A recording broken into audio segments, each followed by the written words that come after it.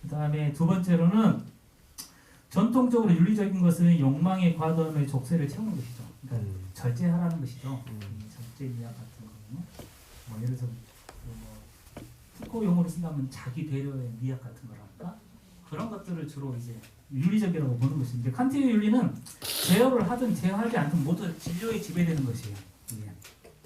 예. 타율로 봅니다. 타율. 예. 그래서 칸트는 쾌불쾌 차원을 넘어서 다른 차원에 전개되는데 그렇다고 선악을 넘어가지고 좋음 나쁨의 차원으로 가지 않습니다.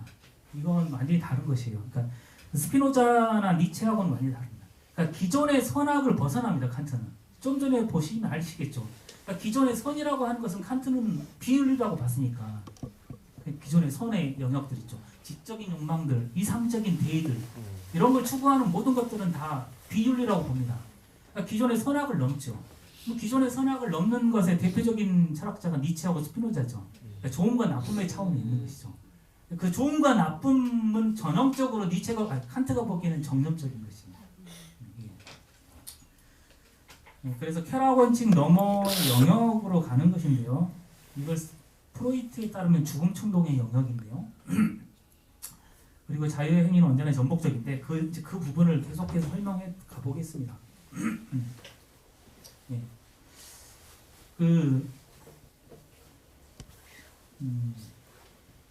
이렇게 춥죠? 추워? 난로 하나 하다가 난로 하나 줄게. 다들 잘 참으시네요. 저 강의하면 오히려 안 더워지는 추운가요? 안 추운데 우린 옷을 외투를 안 입어서 그런 거예요. 제가 외투를 입어.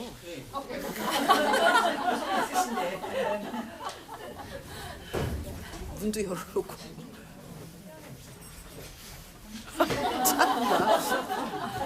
자, 네. 떨렸어. 자,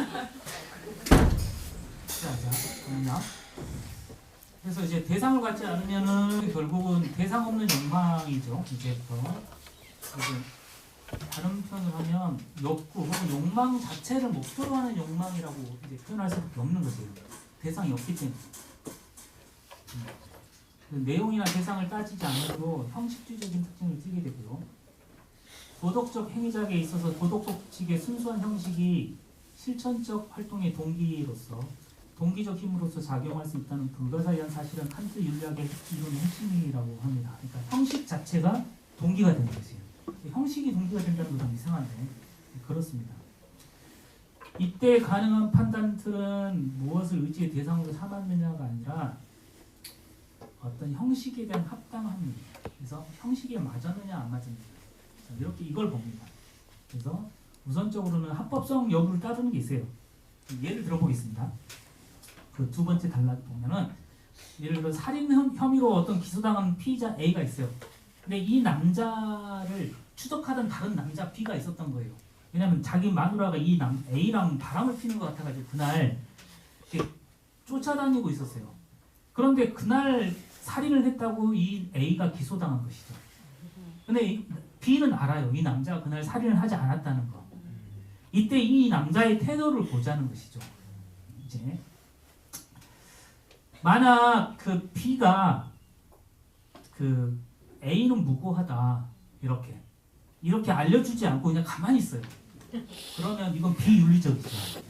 왜냐하면 이 남자는 복수심 때문에 그랬으니까 내 마누라랑 바람을 피다니 거 한번 혼나봐라. 그래서 비윤리적입니다. 왜 비윤리적이냐면 나의 욕망 때문에 그랬으니까 복수심이라고 하는 정념적인 욕망을 사용했죠. 비윤리적입니다. 그러면 두 번째는 이 사람의 무죄를 알리기 위해서 그 사람의 알리바이를 줍니다. 이때. 근데 이때도 내가 이렇게 지금 알려주면 나는 사람들한테 고결한 인물이라고 아내가 바람을 피워도 알려주는구나. 진실을 알리는구나. 이렇게 판단해 주겠지. 이렇게 생각하고 알려도 정념적입니다. 칸트에 따르면. 네. 그리고 뭐 이 일을 알려주면 아내가 감동해가지고 나한테 다시 돌아올 거야. 그러니까 진실을 알려야지. 이래도 정념적인 거예요. 그것도 유치하다. 비현실. 그러니까 진실은 알렸죠. 진실은 알렸지만 합법적인 일은 했어요. 알렸지만 윤리적이진 않다는 거예요. 형식에는 맞췄어도 비윤리적인 영역이 있다는 거예요. 칸트에 따르면 이게. 그래서 칸트의 윤리는 합법성과 위법성 차원 바깥에 있어요. 이게. 그러니까 이 보면은 그 마지막 줄의 5번째 밑에서 보면 윤리적인 것은 활동이 그 의무 있죠. 그 형식. 의무라는 것은 형식이에요. 그러니까 무엇을 하라가 나중에 나올 텐데 정언명령이라고 들어보셨죠? 칸트의 정언명령. 칸트의 정언명령에는 내용이 없어요. 완전히 형식으로만 존재해요. 그러니까 무엇을 하라가 없어요. 잘 보면 이건 의무에 부합할 것만을 요구하는 것이 아니고 이 부합성이 그 활동의 유일한 동기여야 돼요. 부합하는 것만이 동기예요. 다른 동기가 끼어들면 안 됩니다. 그러니까는 예를 들어서 내가 목격자로 나설 때 진실을 알리겠다고 하는 그 의지 외에 다른 사소한 정념도 끼어들지 않아야 돼요. 그래서 제일 마지막 줄에 오로지 의무 때문에 혹은 넘어가겠습니다. 의무만을 위해서 행위할 때 윤리적 행위의 차원에 들어갑니다. 굉장히 뭔가 좀 답답하죠. 이런 인간이 어떻게 가능해? 네, 그럴 수 있는데요. 정리하자면 윤리에서 진료를 제거했죠. 이제 형식을 유일한 진료로 만듭니다. 이게 형식 그 자체가 하나의 충동이어야 됩니다. 충동.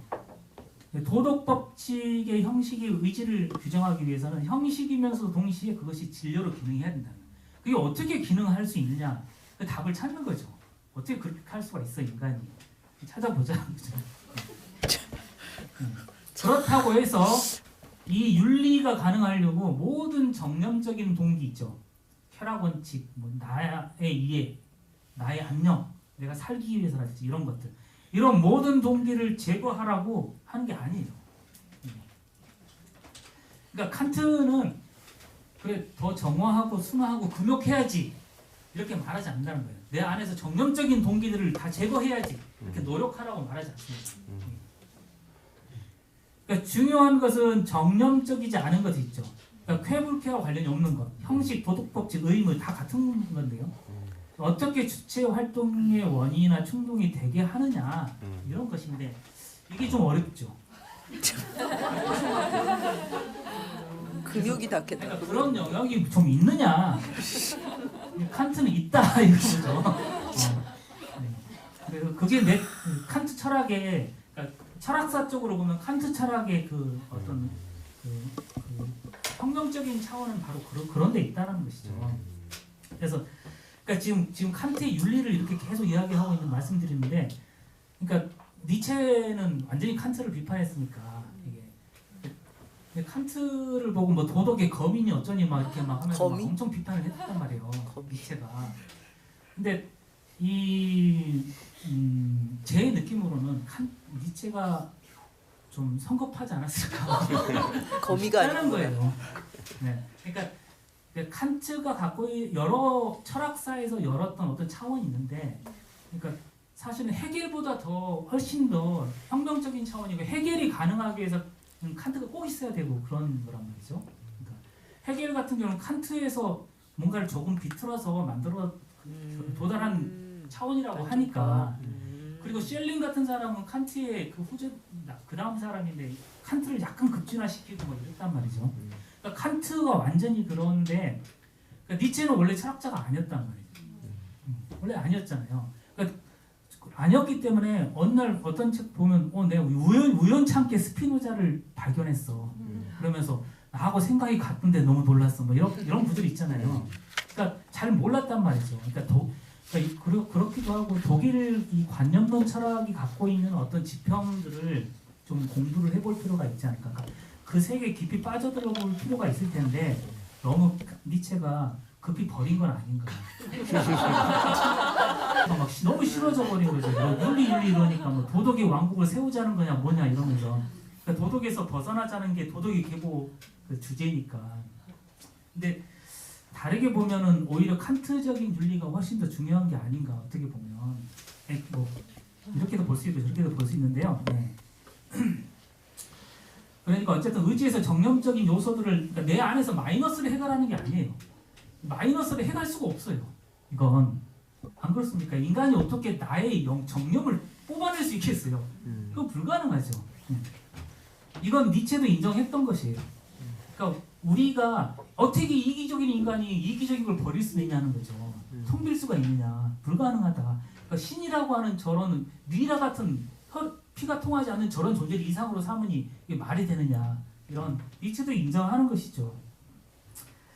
그러니까 대신에 그 형식을 정념적 요소로 바꾸는 것이에요. 예, 의무에 부합하지만 오로지 의무에만 부합해야 된다. 예, 어려운 말이에요.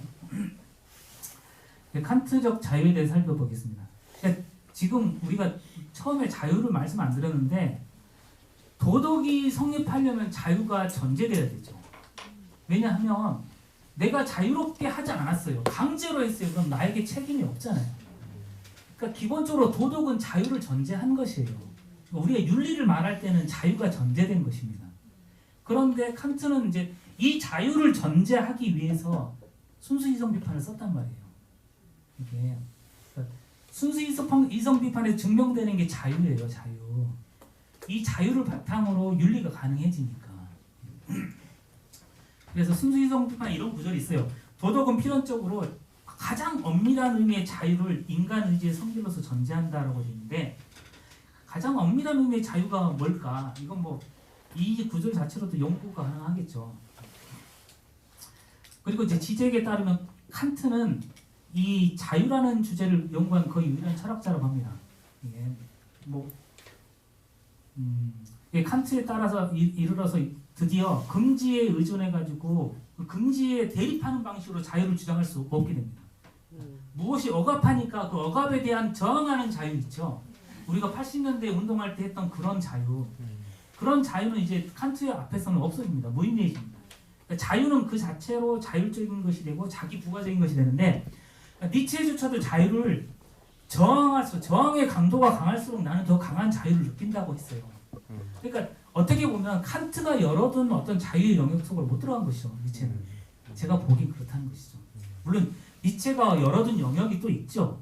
있기는 하지만 근데 우리가 지금 그 자유라고 말할 때 이 두 가지를 제외해야 되는데 첫 번째는 자유는 내 내부로의 철회 같은 거죠. 내 깊은 영혼의 깊은 곳에서 발견되는 것이 아니에요.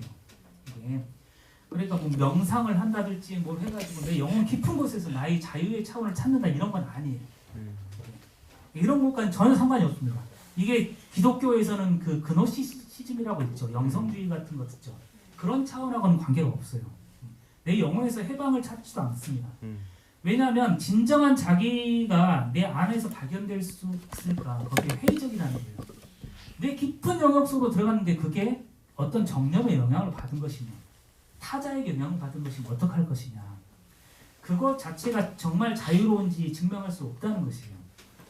두 번째, 내가 원하는 대로 행위하는 걸 우리가 자유라고 생각하잖아요. 그래서 속된 말은 거기에 대립되는 말로 방종을 써서 이 자유를 부정하기도 하는데 그런데 정말 우리가 원함 속에서 자유로운지 이것도 알 수가 없어요. 그리고 우리가 공부를 조금만 했어도 알 수 있는 건데 우리가 원함이라고 하는 그 욕망이 타자의 욕망이라는 그런 말이 많이 있잖아요. 많이 들어보셨잖아요. 내 욕망 자체가 그렇다면 거기서 우리가 정말 자유로울 수 있을까? 이렇게. 근데 이런 자유들은 다 제외됩니다. 피상적인 자유들이죠. 그리고 제가 얼마 전에 이 강의를 준비하다가 어떤 출판사에 그 책이 와가지고 그 책을 보니까 자유에 대한 파트가 있어서 재빨리 읽어봤는데 로봇가 과연 자유로울 수 있는가 뭐 이런 내용이에요. 근데 그 중에 나온 구절을 보니까 이런 거예요. 그 튜링 있죠. 계산기.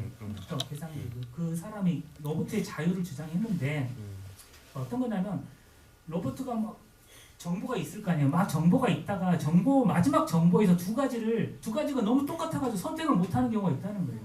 가치가 똑같아요. 비중치가. 그럴 때 무작위 선택을 한다는 것이죠. 이때 무작위 선택을 자유라고 보자는 거예요. 과연 이럴 수 있을까? 이게 무작위 선택. 근데 이 무작위 선택의 예가 어디 나오냐면 스피노자의 에티카에 나와요. 귀리당의 당나귀라고. 건초돔이 두 개가 있는데 너무 똑같아가지고 당나귀가 못 걸러가지고 굶어 죽어버렸어요. 이게 그러니까 이런 자유라는 게 이 수준이 여기 있는 것이에요. 그러니까 못 고르는 자유로 가는 것이죠. 근데 우리가 지금 말하는 자유는 어떤 거냐면 이런 것이에요. 내가 막 내 안에서 찾는 것도 아니고 내가 마음대로 하는 것도 아니고 이런 차원을 이야기해 볼게요. 그 영화 있는데 그 소피의 선택이라는 영화가 있어요. 그 영화를 보시면은 그 독일군 장교가 그 내가 아이를 둘 데리고 있죠. 사내 아이하고 여자 아이를 데리고 있는데 메릴 스트립이 그 주인공으로 나오죠. 근데 둘 중에 하나를 택하라. 안 그러면 둘 다 죽이겠다. 수용소죠. 수용소. 독일 수용소. 폴란드 여자로 나오죠. 폴란드 여자고 너 공산주의자냐 그러니까 아니 저는 폴란드 사람이고 카톨릭이다. 그래? 그럼 너가 공산주의자가 아니고 그러니까 자유롭게 선택할 수 있다는 거지. 너의 자유를 주겠어. 둘 중에 하나를 선택해. 이렇게 자유를 줍니다. 선택하라고. 선택을 못하죠 당연히. 그럼 둘 다 죽이려고 하니까 결국은 자기 아들을 선택해요. 이때 이런 선택, 이 자유, 이런 수준을 이야기한다는 것이죠. 이런 게 진정한 자유의 순간이라는 거야. 내가 무언가를 강요되어 있어요. 선택을 해야 돼요. 그런데 그 순간의 선택은 나의 자유예요. 이때 그 선택을 하는 순간 어떻게 될까요? 그때 자유를 느낄 수는 없잖아요. 이 선택을 하는 순간 그 어머니는 그러니까 이 아이 하나 자기 존재 전체를 잃어버린 것이겠죠. 그렇지 않겠어요? 그럼 마지막에 얼굴 표정 두더지 이상이잖아요. 영화 보면 그런 거. 그러니까 나의 주체가 개입되어 있지 않은 자유 자체가 없는 거. 내가 무엇을 선택하는 순간 주체 토대가 붕괴되는 어떤 거. 그런 차원이 있는 건데 그런 영역에서 생각해보자는 것이에요. 그래서 주체 내부에는 자유 토대가 없습니다. 그리고 주체의 자유는 그래서 외래적 신체 속에 있다고 그러는데 이건 좀 다시 풀어보면 나 자신을 이방인으로 발견하는 한에서만 자유로운 거. 그러니까 그 어머니가 소피가 선택을 할 때 그 선택하는 나 자신을 죽이고 싶었겠죠. 내가 그 자리에 없어지고 싶었겠죠. 그러니까 그런 거. 그렇지만 그걸 내가 껴안아야 되는 것이죠. 그러니까 나 자신을 이방인으로 발견하는 것. 이제 그 외밀적이라고 하는 것은 이제 이게 락강이 만들어낸 말이라고 해요. 사전에는 안 나오죠. 원래는 우리가 알고 있는 것은 인티미트죠. 인티미트. INTIMATY 혹은 T 혹은 인티머시에서 내밀함 같은 거 있죠.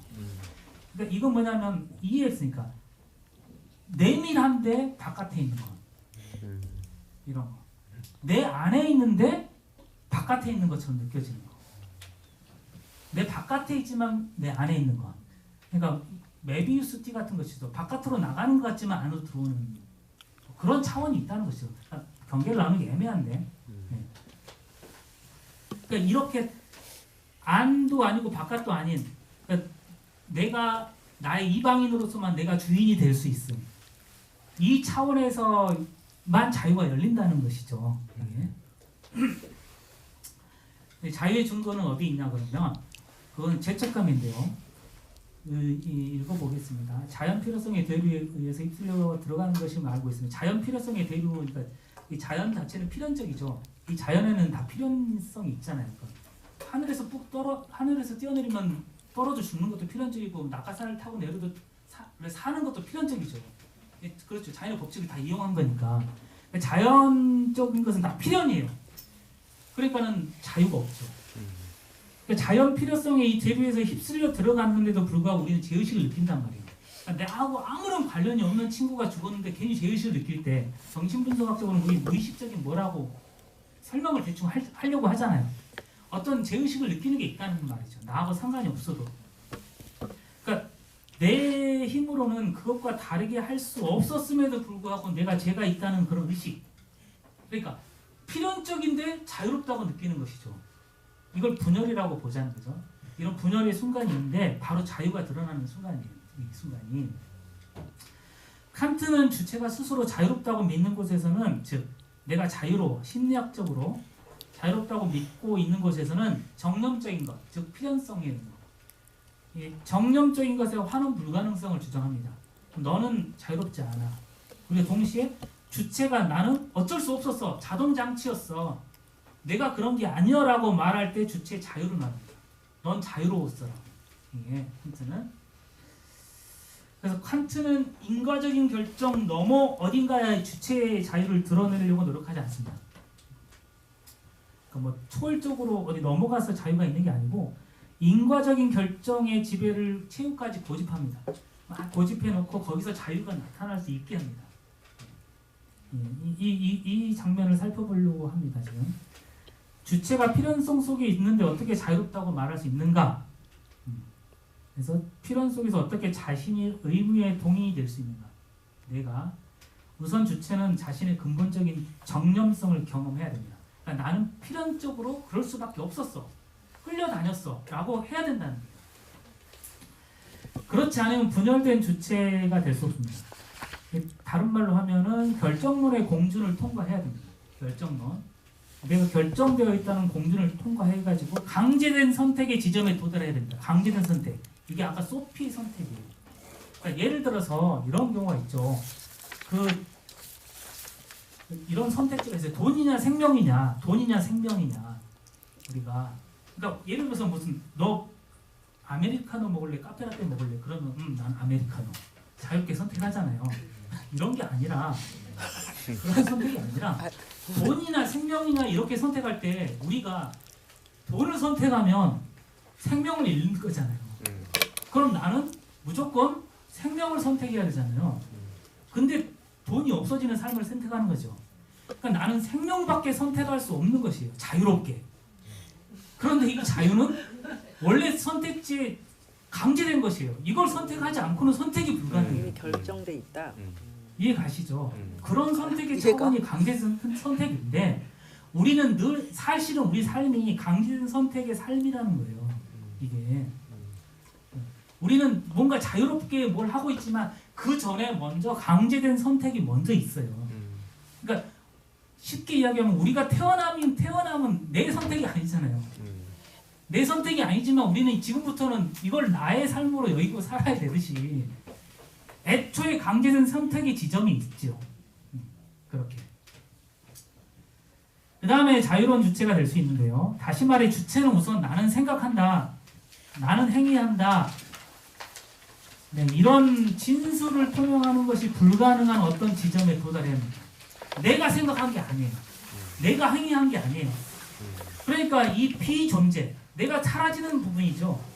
이 비존재의 어떤 이 불가능한 지점, 나는 있지 않다. 이걸 통과하라는 거예요. 나는 자동인형이었다. 이걸 근본적인 소외 경험이라고 해보죠. 우선 내가 소외되어야 돼요. 그래서 현상으로서의 주체가 자유롭지 않다고 해가지고 저 예지체, 이건 나중에 순수이성 비판하면은 여기 설명을 할 텐데요. 영어로는 intelligible이고 그 이제 보통 철학적인 어떤 개념으로 내려올 때는 누메나라고 하는 본체 뭐 이런 그런 것이에요. 그러니까 intelligible은 이 intellectual하고는 다른 것이죠. intelligible은 경험할 수 없는 것이에요. 그렇지만 알 수는 있는 것. 생각할 수는 있지만 경험 불가능한 것을 intelligible이라고 부릅니다.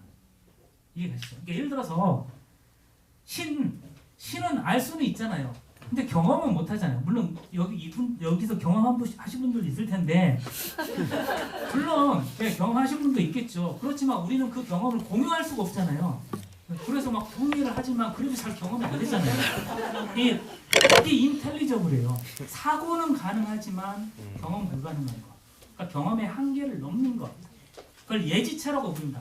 이 너무 어려운 단어를 써가지고 왜 예지체라 했을까? 이거 아마 제가 보기에는 분명히 일본에서 온 번역일 거다. 옛날 철학자들이 예지계. 그 예자라는 거 굉장히 그 뭐랄까 미리 뭐 그런 거 있죠. 그런 영역입니다. 그래서 우리가 사는 이곳이 아니고 저 멀리 초월적인 세계에다가 자유를 주지 않습니다. 그런 자유는 없어요. 그래서 다른 말로 하면 어떤 행위가 필연적이면서도 자유롭다고 생각할 수 있는 방법을 찾는 것이에요. 다음으로 주체가 인과적인 필연성 속에서 하나의 능동적 역할을 하는 지점을 찾는 것입니다. 이 필연성의 대류에 휩쓸려 들어간 것일 수는 있지만 이 경험적 원인으로 하여금 원인이 되도록 한 것은 바로 당신이다. 이 지점을 찾는 것입니다. 다시 말해서 당신 행동의 원인에 다른 원인은 없다는 거예요. 이게 그러니까 이 원인이 있는데 여기 그 다음에 제가 예를 들어는 뭐 패티시즘에 얘가 되어 있죠. 하이힐에 미치는 남자가 있다고 칩시다. 근데 또 동일한 하이힐에 미치지 않는 남자가 있어요. 그러면 어떻게 다른 반응이 있느냐? 그러면 이 하이힐이 영향을 미치게 하는 것은 주체라는 거예요. 이게 그러니까 우리가 보통 이렇게 이야기하죠. 이것 때문에 난 이렇게 했어. 이렇게. 그런데 이것 때문에 난 이렇게 했는데 이것을 이렇게 하도록 만든 다른 건 또 없다는 거예요. 이 원인 바깥에 다른 게 있어서 이걸 강제하지 않았다는 거예요. 이 원인이 나에게 작동하도록 내가 만든다는 것이에요. 이걸 이제 철학적으로 좀 어렵게 말하면 낙강식으로 표현하면 타자의 타자는 주체라는 거예요. 그러니까 저 타자라는 원인 있죠. 내 바깥의 원인, 그 필연적인 원인. 그 필연적인 원인을 원인으로 만든 건 나라는 것이에요. 이게 그러니까 타자의 타자는 주체다라는 거 이런 표현은 이렇게 읽으면 됩니다. 다르게 표현하면 나를 지배하는 저 바깥의 타자 있죠. 그 타자로 하여금 나를 지배하게 만든 건 나라는 것이에요. 이렇게 정신분석학적으로는. 네. 그래서 보면은 물신주의자를 보면은 대상은 이미 자신의 준칙 속에 병합돼서 충동을 기능하는데요. 그러니까 저 하이힐이 나에게 내 충동을 자극하도록 내 원칙으로 내가 이미 만들어놨다는 거예요. 무의식적이지만 이해 가시죠? 무의식적인데 내가 만들었어요.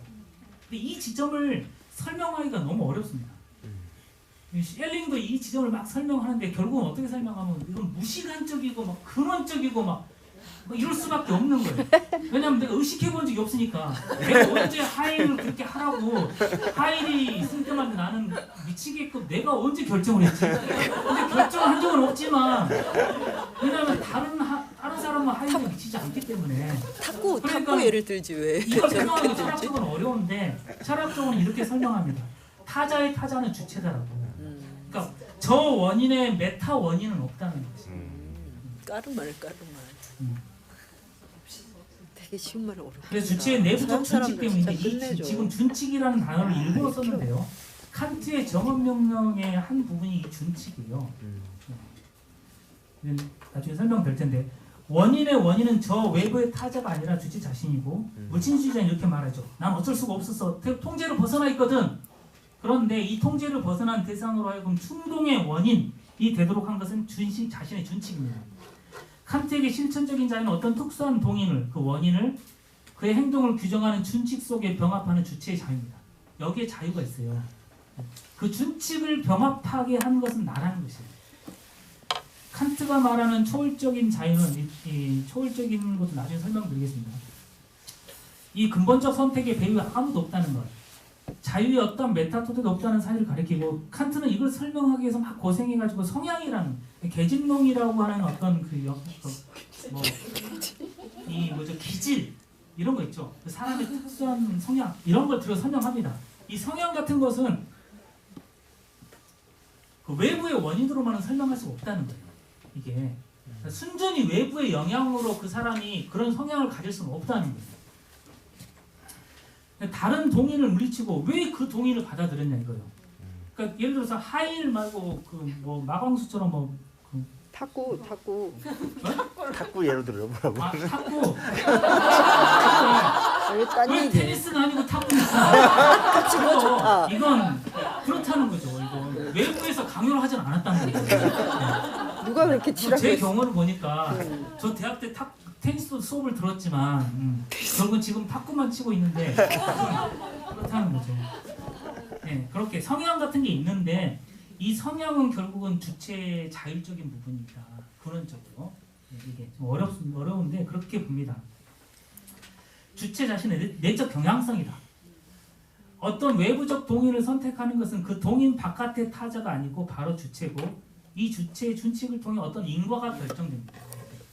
그러므로 주체는 알고 있는 것보다 훨씬 자유롭고 타자는 알고 있는 것보다 훨씬 결여되어 있습니다. 이게. 그러니까 타자가 모든 것을 결정한다고 보는 게 철학적으로는 구조주의예요. 타자 결정론이 구조주의입니다. 구조에서 결정되는 거. 그런데 그렇게 그건 이제 그 1950년대 유행했던 철학이잖아요. 근데 그건 그 훨씬 전에 칸트는 그걸 내파하고 있었던 것이죠. 이렇게 주체 영역을 열어놓은. 그러니까 예를 들어서 타자가 다 결정하면 도대체 주체는 어디 있나? 주체가 사라져 버리잖아요. 정리해 보겠습니다. 주체는 우선 자신이 인과관계 사슬 속에 있는 정령 덩어리라는 점을 받아들여야 되고, 두 번째, 제스처인 이 계집농의 선택이 개입합니다.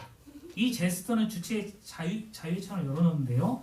자유의 주체는 실로 타자 효과입니다. 하지만 타자 속에 있는 어떤 원인의 결과가 아니고 주체는 타자 속에서 결코 발견되지 않을 어떤 원인이 있다는 사실의 결과입니다.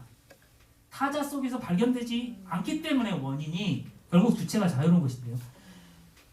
그녀는 왜 갑자기 그녀가 나왔냐면 이 주판치치가 여자이기 때문에 여성주의적인 관점에서 이렇게 씁니다. 알렌카의 알렌카 이름은 주판치치는 성이고요. 알렌카는 그녀라고 씁니다. 이 원인의 부재의 결과, 그죠? 주체라고 하는 그녀는 원인 부재의 결과이고 타자가 결여되어 있기 때문에 나타난다는 것입니다. 주체는 인과 속에 있지만 타자 속에 있지만 타자로 환원되지는 않고 타자 속에서 발견되지 않은 어떤 원인이 있다는 사실로 인해서 탄생합니다. 모든 것이 타자에서 결정된다면 주체는 현상이 주체라는 현상이 있을 수 없고 주체가 소용이 없죠. 주체 없이 자유는 없습니다. 그런데 주체의 출현 자체가 이미 자유의 결과예요. 자유란 가장 근본적인 측면에서는 불현듯 새로운 인과관계를 시작하는 그런 거 아니에요. 그러니까 인과관계를 딱 멈추고 새롭게 시작하는 신적인 창조 이런 거 아닙니다. 그러니까 칸트한테 신은 창조자가 아니에요. 칸트는 창조자, 그다음에 뭐 교환, 선행의 교환 이런 종교적인 신은 다 제외됩니다. 이제 칸트한테 신은 이성 종교예요. 이성 종교. 어떤 필연적인 관계나 절차가 나를 결정하게 될 것인가를 승인하는 나의 무의식적이고 원초적이고 무시간적인 행위입니다. 그러니까 지금 무자를 계속 붙여놨는데 그렇게 설명할 수밖에 없어요. 언제 내가 그렇게 결정했는지 아무도 찾을 수는 없어요. 그런데 이게 설정되지 않으면 아무것도 설명할 수 없는 순간이 있다는 거예요. 이게 뭔가를 설명하기 위해서는 그걸 예를 들어서 막 그런 거 있잖아요. 그 프로이트가 부친 사례라고 하는 거 원초적으로 아버지를 죽이는 어떤 사정이 있었다. 그건 실증적인 게 아니잖아요. 그런데 정신분석학적인 여러 개념들을 설명하려면 전제를 해야 되는 것이에요. 애초에 그런 거. 그런 장면들이 있어요. 이것도 마찬가지예요. 우리가 살아가고 있는 여러 가지 현상들을 설명하려면 전제를 해야 되는 것이에요. 그래서 그걸 억지로 설명하다 보니까 무의식이라는 단어가 등장하는 거고 원초적, 무시간적. 이건 사실은 설명의 무능력이라는 뜻이에요. 그리고 자유는 인식된 필연이 아니라 스피노자는 인식된 필연이라고 했는데 인식을 통해서만 구성되는 거죠. 필연입니다. 다시 말하면 이 구별은 되게 중요한데요. 스피노자는 우리가 필연성을 인식하지 못할 때, 그러니까 갑자기 지진이 났다거나 자연의 정상적인 흐름이 끊겼을 때, 태풍이 분다거나 뭐 이럴 때, 그럴 때 신이 나타났다고 말한단 말이죠. 보통 사람들이. 신이 벌을 내렸다라고 말하고, 자연의 정상적인 흐름이 끊길 때마다 신이 개입했다. 이렇게 말하는 건 너희들이 자연의 필연성을 모르기 때문이지. 자연의 필연성을 모르기 때문에 그때마다 도덕이 나타나가지고 죄와 벌을 이야기하잖아. 그러면 자연의 필연성을 인식하라. 그러면 도덕으로부터 자유로워진다는 것이에요. 스피노자의 주장은. 그러니까 도덕으로부터의 자유인 것이죠. 그리고 스피노자에게 자유가 있다면 그건 필연성이에요. 자연의 필연성대로만 사는 것. 그래서 스피노자한테는 신은 신 즉 네이처잖아요. 네이처. 자연의 본성대로 사는 것. 그게 자유인데 칸트는 그렇지 않죠. 그 필연성을 애초에 구성하는 인식이에요. 무엇이 필연적으로 작동하게 만드는 나의 최초의 인식이에요. 전혀 다른 차원에 있는 것이죠. 그래서 스피노자한테는 내가 필연성을 인식하지 못하는 무지 있죠. 무지의 영역 속에서 뭐가 자라나냐면 부자유가 자라나는데 칸트한테서는 내가 그것을 모르는 것 있죠. 내가 그 필연성 속에서 결정하는 것을 모르잖아요. 그 모르지만 나는 그것을 인식했잖아요. 내가 한다는 것. 준칙 속에 아까 병합을 내가 했잖아요. 그 무지가 나의 자유를 열어내는 것이에요. 이게 전혀 다른 차원에 있죠. 내용의 층에서 모든 것은 우리 안에서 우리 없이 결정됩니다. 자유의 여지는 바로 이 형식적 제스처에 있습니다. 그것을 나에게 허락하는, 그걸 인식하는, 병합하는 형식적 제스처에 있습니다. 그래서 지금 자꾸 이 형식, 텅 빈 공백 이런 이야기를 하고 있죠. 이런 것들을 이제 생각해 볼 필요가 있는데 잘 보면 알겠지만 스피노자의 철학에는 공백이 없어요. 이 공백이. 이거 설명하려면 좀 어려운데요. 공백이 없습니다. 그런데 칸트를 보면 계속 공백이 나타나요. 이 공백이. 이걸 좀 사유를 해볼 필요가 있는데 가령 프랑스 혁명을 보면 이런 얘기를 많이 합니다. 프랑스 혁명을 아무리 설명하려고 해도 설명할 수가 없어요. 경제적인, 정치적인, 사회적 지층들을 가지고 다 설명해도 설명할 수 없습니다. 그 당대 조건으로 환원이 되질 않아요. 이런 프랑스 혁명 같은 사건들은. 그래서 그 공백들이 있는데요. 인식의 양이 아무리 많아도 이 사건은 예측도 할 수 없고 설명도 불가능합니다. 이게 그래서 프랑스 혁명은 완전히 진짜 그런 거 좀 이따 설명할 건데 은총 같은 사건처럼 나타나는 것이 그냥 설명 불가능한 지점에서 나타나는 것인데 이 상황 속에서 설명될 수 없기 때문에 무로부터 출현한 사건이라고까지 말을 해요. 이게 그러니까 왜냐하면 칸트가 4시의 철학자 아닙니까? 산책하는 철학자. 이 4시에 줄기차게 산책을 했는데 딱 2번 흐트러지잖아요, 리듬이. 이게 첫 번째가 에밀이 읽다가 루소의 에밀이 읽느라고 너무 재밌어가지고 두 번째가 프랑스 혁명 때문이잖아요. 프랑스 혁명에서 자기가 주장했던 자유가 실현되는 걸 보는 것이에요. 이게 경악하는 거죠, 이때. 그러니까 칸트가 경악할 정도의 자유의 사건이에요, 자유의 사건. 예. 그러니까 이 여백, 그러니까 상황으로 다 설명되지 않는 여백이 존재합니다. 예. 예를 들어서 막스가 요강에서 정치경제학 비판 요강에서 제가 국문학과였으니까 옛날에 그런 거 얘기 공부 많이 했단 말이죠. 그리스 고전 이야기를 막 해요. 그래서 그리스 고전이 누구죠? 호메로스 이야기를 한단 말이죠. 어떻게 인류의 이 어린 최초에 이렇게 멋진 작품이 완성되어서 아직까지 우리에게 감동을 주냐. 막스가 그걸 막 설명한단 말이죠. 그게 바로 인간이 갖고 있는 유년기에 대한 추억 같은 거다. 이렇게. 근데 이건 다른 말로 하면 어떤 보편성을 갖는다는 거잖아요. 그리스라는 특정한 지정학적 조건에서 나온 작품이 그 전혀 다른 지정학적 조건 속에서 보편성을 갖고 우리가 이걸 고전이라고 말하는데 그건 뭐냐라는 거죠. 그게 바로 그 지정학적 조건으로 환원되지 않는 공백이 만들어낸다는 것이에요. 이게 그 공백은 어떤 시대에나 보편성을 만들어내는 것이에요. 공백이. 그러니까 칸트의 윤리는 보편성인데 그 보편성은 자유라고 말을 한단 말이에요. 근데 그건 이 공백이 만들어내는 건데 하여튼 뭐 그런 차원이 있습니다. 그런 것만 가지고 설명할 수밖에 없는 예를 들어 은총 같은 경우도 마찬가지입니다. 이 바디우라는 철학자는 그걸 진리 사건이라고 그러는데 이런 사건은 설명할 수가 없잖아요. 우리가 보통 뭐 저는 이런 은총의 경우를 한 번도 경험을 못 해봐가지고 모르겠지만 이런 건 설명이 불가능하잖아요. 만약에 그 경험을 진정하게 받아들인다면, 만약에 이걸 스피노자가 받아들인다면 이렇게 받아들이겠죠. 저 사람은 상상력이 너무 풍부한 자, 그래서 신들리기 딱 좋은 체질, 이렇게 스피노자를 해석한단 말이죠. 그런데 만약에 저 은총이라는 사건을 우리가 조금만 진지하게 본다면, 그러니까 스피노자한테서는 예술론이 안 나온단 말이죠. 예술론이 없어요. 거기에 공백이 없기 때문이에요. 철학에.